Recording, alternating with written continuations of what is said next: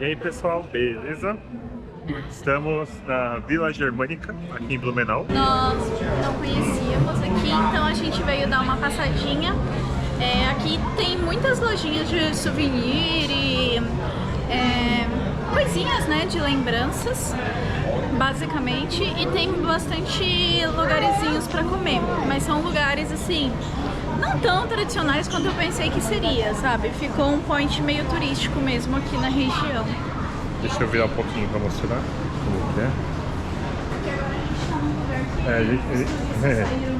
A gente vai virar ali no corredor principal, mas é um monte de casinha bonitinha que vende vários enfeites, né? Shopping turístico. Bastante imã, copo decorativo, né?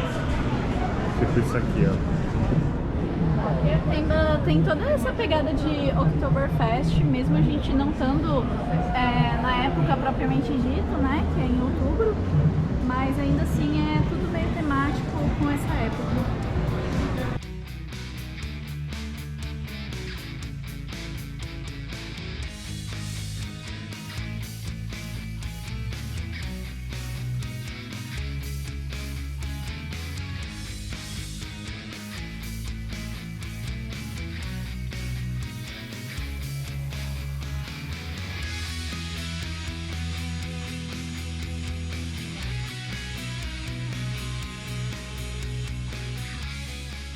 É basicamente isso, é um lugar bonito, comida típica.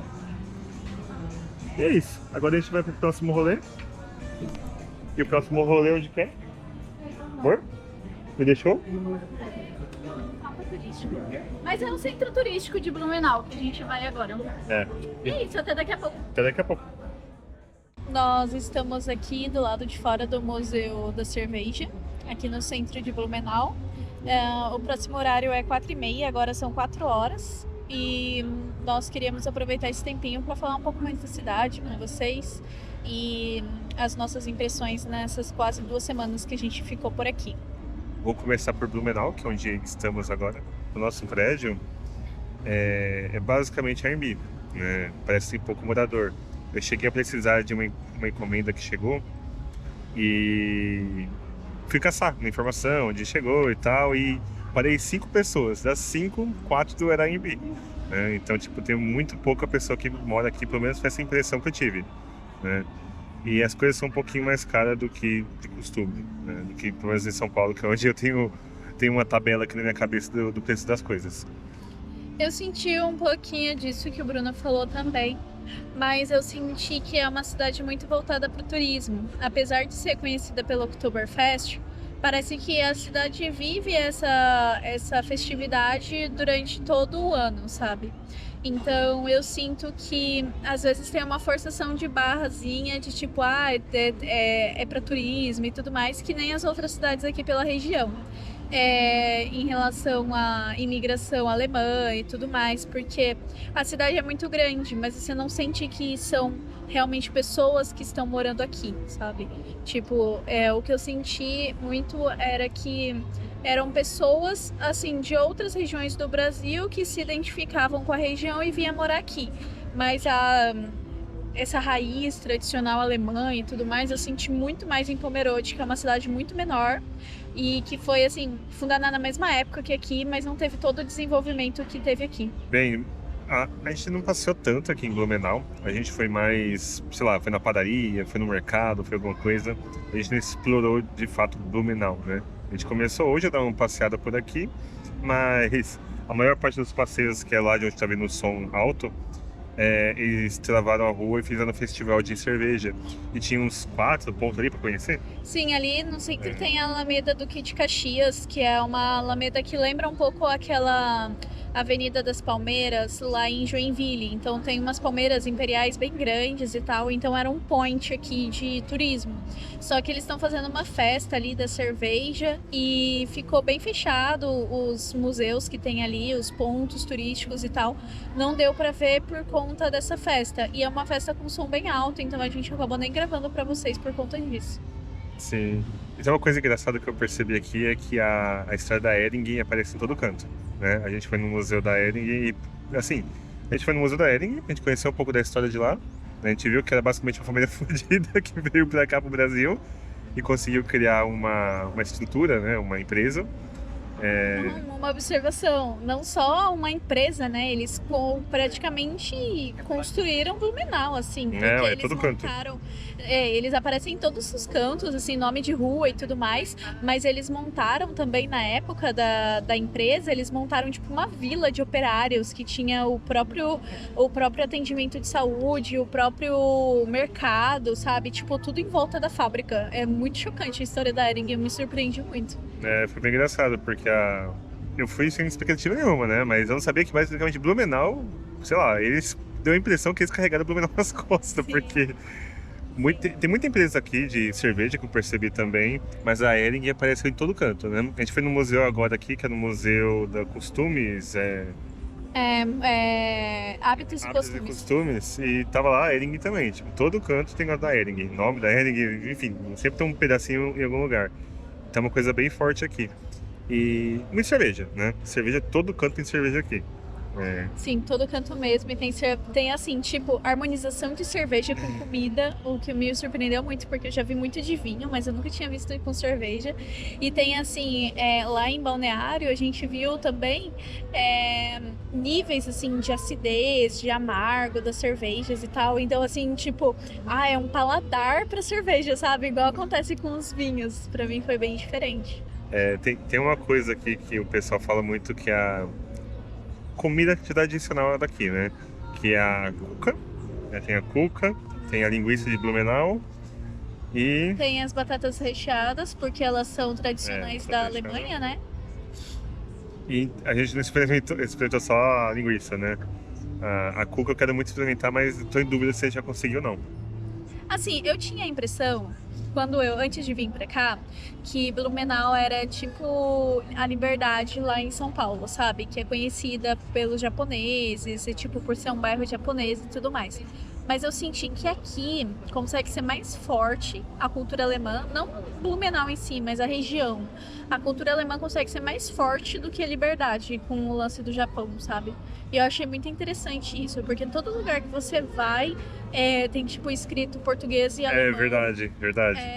Todo lugar que você vai, seja turístico ou não, sabe? Tipo, as ruas têm nomes estranhos. Até a arquitetura, né? Sim, a arquitetura, os comércios têm nomes estranhos. A padaria que a gente foi, eu não sei falar o nome, gente. Não dá. Bem, tem um lugar que a gente foi, uma casa, né? Que não é aqui em Blumenau, foi em Pomerode. E, sei lá, tinha uma casa de uma família que eles falavam um alemão entre eles, sabe? O que pra mim não é fora da realidade. Tipo, tô no Brasil, quem vai falar alemão aqui, né? O espanhol até ok, que ainda assim faz parte da América do Sul, mas tipo, alemão, enfim. Sim, é muito chocante, assim, pra mim. E é engraçado que a gente foi lá no restaurante, né, comer hoje lá na Vila Germânica, e aí tinha um senhorzinho já, e assim, o prato dele era só com comidas diferentes, aquelas linguiças alemãs e tal, e eu fiquei muito impressionada, assim. Agora a gente vai esperar aqui dar o horário, que é 4h30. Agora faltam 15 minutos. E acho que por hoje vai ser só isso, né? É o último lugar que a gente ia visitar. A gente queria visitar outros lugares, mas não deu por causa do festival ali. Aqui no Museu da Cerveja, então, é R$30 a entrada inteira. E se vocês tiverem mais alguma dúvida sobre Blumenau, deixa aqui nos comentários que a gente responde.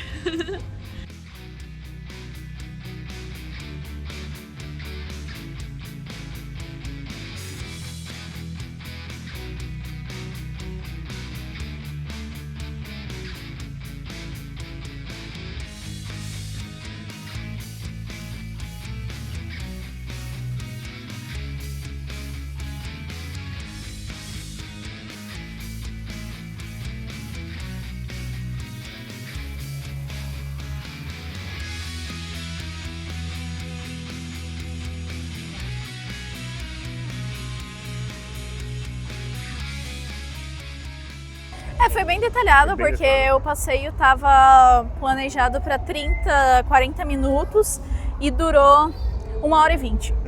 Então, assim, ele foi bem atencioso com a gente e as cervejas de degustações eram gostosas. Bem, quando você entra no museu, ele mostra como que é feita a cerveja, os ingredientes. E tanto eu quanto a Rita não somos tão chegados assim em bebida alcoólica, mas foi legal ver como que é feito. Tem algumas coisas que eu não sabia, né? Toda a história, o que eu gostei muito foi do lance da história da cerveja. Sim, sim. O quanto a história da cerveja foi carregada muito ali junto com a história do vinho. E o quanto, tipo, até hoje a gente tem a impressão de quem que toma cerveja é a população mais pobre, quem toma vinho é a população mais rica. E o quanto isso foi trazido aí culturalmente, né?